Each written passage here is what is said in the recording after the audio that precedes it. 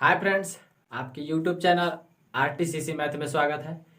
Friends, मैंने next video में दिया था आपको इल्तुतमिश के बारे में बताया था, जिसमें रजिया सुल्तान की भी कुछ कहानियां मैंने आपको सुना दिया था। आज मैं रजिया सुल्तान के बारे में बात बताएंगे, क्योंकि मैं कल के नेक्स्ट के वीडियो में यानी कल के वीडियो में मैंने बताया था कि आपको रजिया सुल्तान अगले वीडियो में बताया जाएगा। तो रजिया सुल्तान की कुछ कहानी मैंने आपको बता दिया था, लेकिन कुछ कहानियां जो बाकी थी मैं आज आपके साथ शेयर कर देता हूँ। इसमें बाकी यही था कहानी कि चालीसपुर सरदार जब रजिया सुल्तान की हत्या कर देता है तो इसे इतिहास में वो कुछ छुपे हुए बात के रूप में रखा जाता है। ठीक है, क्या रखा जाता है कि डाकुओं के द्वारा भी किया गया था इस तरह के, यानी कि रात में किया गया था, तो उसने कोई देखा नहीं था कि कौन किया था, लेकिन जिसने करवाया था उसको तो पता था। तो उसके बाद जो है आराम से को कुछ अजीब सा जो इसका भाई था जिसने हत्या करवाया था, उसको लगा कि मैं इसका प्रयोग जो है कर रहा हूँ जिस तरह से, तो कहीं हो ना हो, कहीं मेरा भी स्थिति ऐसा ही ना हो जाए, मेरा भी इसी तरह से करवा दिया जाए। तो उसने इसके ध्यान में आया तो उसने क्या किया, एक कि बलबन नाम का व्यक्ति को जो है उसने जो है उसका मेन अधिकारी नियुक्त कर दिया। क्या कर दिया? बलबन नाम के व्यक्ति को इसका मेन अधिकारी नियुक्त कर दिया, यानी कि 40 सरदारों का उच्च अधिकारी, जो कहाँ बैठता हो? राज्यसभा में बैठता हो। ठीक है, यानी कि उसके सभा में बैठता हो, उसका नियुक्त कर दिया ताकि हर चीज़ें के इन्फॉर्मेशन उसके रजिया सुल्तान के भाई को मिलता रहे। चीज़ें समझ में आ गई? तो चलिए आगे बढ़ते हैं इसकी और कहानी को आगे लेते हुए कि तो बलबन को इसको नियुक्त कर देता है, और बलबन की जब इसे नियुक्त कर देता है तो धीरे धीरे ये होता है कि इतिहास में कहा जाता है कि बलबन जो था 20 साल तक, लगभग 20 साल तक बिना गद्दी पर रहे हुए शासन कर रहा था। लेकिन बलबन जब बिना गद्दी पर रहे कर रहा था तो इसका जो रजिया सुल्तान का जो भाई था उसका सिर्फ मूर्ति था, यानी कि वो गद्दी पर सिर्फ मूर्ति के लिए रुपये, यानी कि एक स्टैचू की तरह बैठा रहता था, लेकिन सारा काम बलबन करता था। चीज़ें समझ में? यही इसीलिए कहा जाता है कि बलबन जो था अपन इतिहास में बहुत सारे इतिहासकार का कहना है कि बलबन जो था अपनी गद्दी पर बैठने से पहले भी दिल्ली के राज्यभार को 20 साल तक संभाला था। चीज़ें समझ में आ रही? तो इसी तरह आगे बढ़ता जाता है, फिर दिल्ली के गद्दी पर जो है बलबन बैठ जाता है।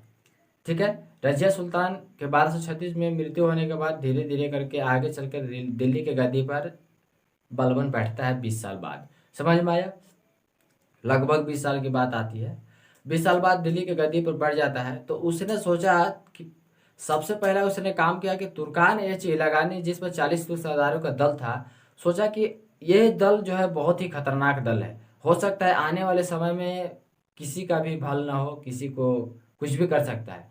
तो उसने क्या किया कि एक झूठे झूठे एक अभियान को नाम दिया, और उस अभियान एक अभियान, झूठा अभियान को चलाया, और उसने 40 सरदारों को रवाना कर दिया उस अभियान पे। अब पीछे से अपना सेना भेजकर जो है 40 सरदारों की हत्या करवा देता है। क्योंकि आपको इसलिए हत्या करवा देता है कि आज तो उसने, आपने देखा कि रजिया सुल्तान की एक दिन उसी से मृत्यु करवा दिए, अब बलबन जो है उसी का प्रयोग करके गद्दी पर भी बैठ गया। तो सोचा कि कहीं हो ना हो आगे चल के फिर इसका प्रयोग करके मेरा भी हत्या करवा के कोई दूसरा और गद्दी पर बैठ जाता है, इसीलिए उसको एक अभियान में भेजकर और पीछे से अपनी सेना भेजकर उस सभी की हत्या करवा देता है। चीज़ें समझ में आ गई? तो ये था रजिया सुल्तान के बीच की कहानी, जिसपे आगे हम जो है आपको रजिया सुल्तान के बाद बलबन पढ़ाएंगे, और तब तक हम आपको रजिया सुल्तान के बारे में बताते हैं। तो रजिया सुल्तान के बारे में कहा जाता है कि इल्तुतमिश जो के पुत्री का नाम था रजिया सुल्तान। रजिया सुल्तान के बारे में कहा जाता है कि योग पिता का योग पुत्री, एग्जाम में बहुत बार पूछा है कि पिता का योग पुत्री किसे कहा जाता है, तो आपको बताना है कि वो रजिया सुल्तान को कहा जाता है। चीज़ें समझ में आ रही है? और रजिया सुल्तान को दिल्ली के गद्दी पर बैठने के बाद उसका असफल होने का 2 रीजन था, ध्यान रखिएगा, 2 रीजन था। कारण ये था कि जब भी वो दरबार में किसी के दरबार में जाती, अपने दरबार में जाती थी, तो मर्दों वाली पोशाक पहन कर जाती थी, और पोशाक पहन के जाती थी और लोगों का निर्णय करती थी। और दूसरी बात है वो लाल वस्त्र ज्यादातर वो पहनते थे। क्या पहनते थे? लाल वस्त्र ज्यादातर वो पहनते थे, यानी पहनकर वो जाती थी वहां पे। चीजें समझ में आ गई? तो दिल्ली के पहन कर जाती थी तो लोगों को बहुत खराब लगता था कि ये एक लड़की होकर गद्दी पर बैठ रहा है, और हम जो है एक राजा होकर भी हम कुछ भी नहीं कर पा रहे हैं, मैं बैठ नहीं पा रहा हूँ, हम लोग जो है उसकी सारी सभा में नीचे की ओर काम कर रहे हैं। इसे बहुत बुरा लगता था, 40 सरदारों को भी खराब लगता था कि उसके शासन के हिसाब से मेरे को चलना पड़ रहा है, हम मर्दों की ये स्थिति है। ठीक है, तो उसी के कारण जो है रजिया सुल्तान की हत्या कर दिया जाता है। तो चलिए अब हम लोग इसी के बाद आगे हम लोग देखते हैं कि रजिया सुल्तान ने क्या क्या किया, क्या नहीं किया। इस चीज़ को हम लोग बोर्ड पे देखते हैं कि क्या क्वेश्चन पे दिया है, इसमें बता क्या गया है। चलिए तो देखिए, यह इल्तुतमिश की पुत्री थी। इसके बारे में कहा जाता है कि योग पिता का योग पुत्री, योग पिता का योग पुत्री माना जाता है रजिया सुल्तान को। ठीक है, इसके समय में ही तबर भाटिंदा के विद्रोह हुआ था, जो पंजाब में है। इस जो कहा है हुआ था जो पंजाब में है। ठीक है, इसने अपनी शादी तबरिन भाटिंदा के शासक अल्तुनिया के साथ कर लेता है। तबरिन भाटिंदा के शासक कौन था? अल्तुनिया। कि अभी मैंने कल के वीडियो में बताया था कि अल्तुनिया के साथ वो शादी कर कर वापस जब आता है दिल्ली के गद्दी, मतलब अपने दिल्ली में, तो उसको जो है हरियाणा के कैथल नामक जंगल में उसकी हत्या कर दिया जाता है 40 सरदारों के द्वारा। रजिया सुल्तान दिल्ली के गद्दी पर बैठने वाली प्रथम महिला शासक थी। ध्यान रखिएगा, ये बहुत ही वीवीआई क्वेश्चन है, ध्यान रखेंगे, यह बहुत ही वीवीआई क्वेश्चन है। पूछता है कि दिल्ली के गद्दी पर बैठने वाली प्रथम महिला शासक कौन थी, तो ध्यान रखेंगे आपको बताना है महिला शासक कौन थी, तो वो थी रजिया सुल्तान। कौन थी? रजिया सुल्तान। इसकी हत्या हरियाणा के कैथल नामक जंगल में कर दिया गया, मतलब करवा दिया गया था। रजिया सुल्तान को असफल होने का 2 कारण था। पहला था 40 स्त्री होना और दूसरा 40 सरदारों का विद्रोह होना। हर समय विरोध करता था, मतलब विद्रोह नहीं, विरोध होना, 40 सरदारों का विरोध होना। इसी के कारण जो थे रजिया सुल्तान 1236 ईस्वी में इसकी मृत्यु हो जाती है। और नेक्स्ट उत्तराधिकारी जो इम्पोर्टेंट होते हैं वो बैठा बलबन, जो हम अभी के अभी पढ़ेंगे। चलिए देखिए आगे।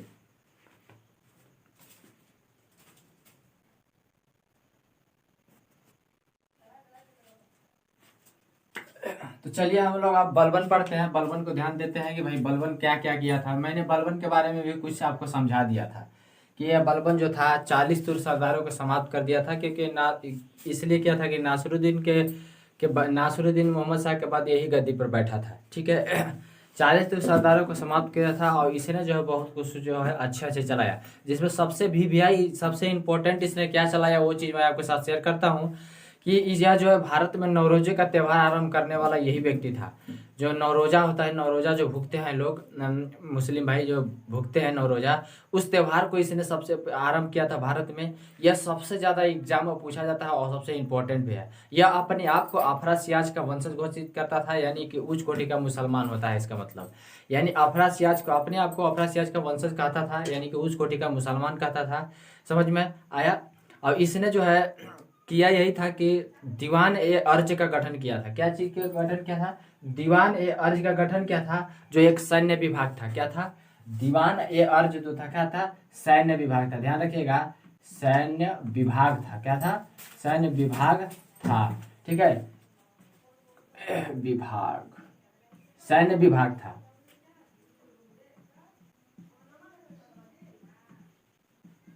दीवान ए अर्ज का गठन किया था, जो एक सैन्य विभाग था। यानी कहने का मतलब ये हुआ कि 40 सरदार जब खत्म किया तो एक सैनिक विभाग का गठन किया इसने, ताकि यह अपने राज्यभार को सही ढंग से चला सके। इसके समय में भी मंगोल आक्रमण हुए थे।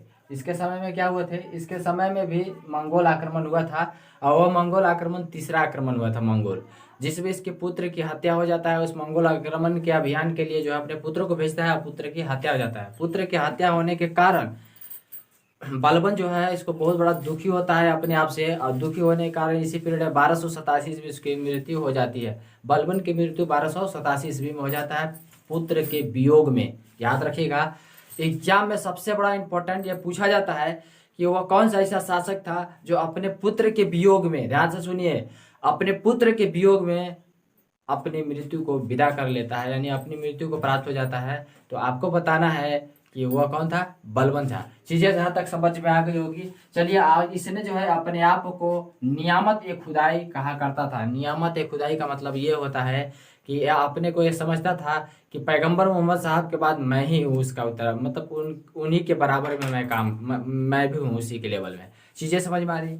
यहाँ तक आपको समझ में आया होगा। इसने सिजदा एवं पावस की नीति अपनाया था। क्या अपनाया था? इसने सिजदा और पावस की नीति अपनाया था। इसका मतलब होता है कि झुक कर पाँव चूमना।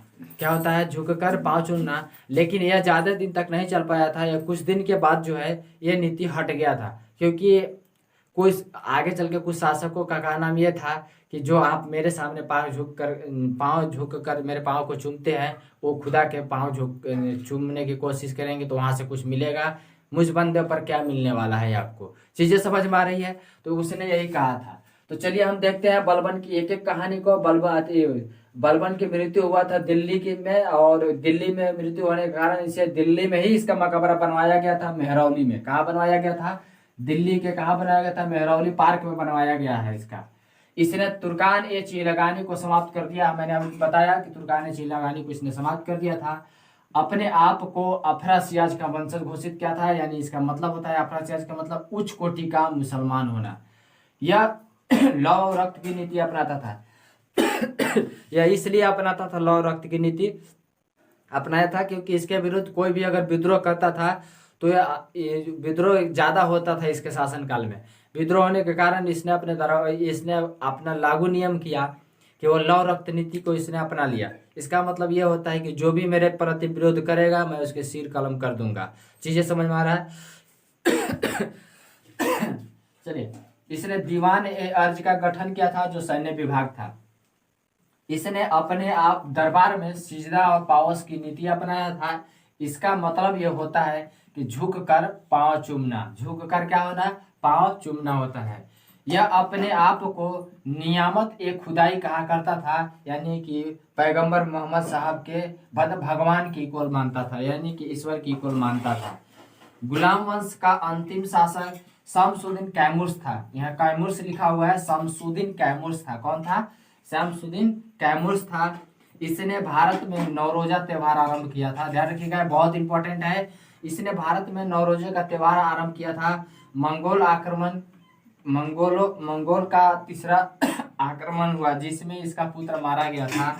इसी दुखी में बलबन की मृत्यु 1287 ईस्वी में हो जाता है।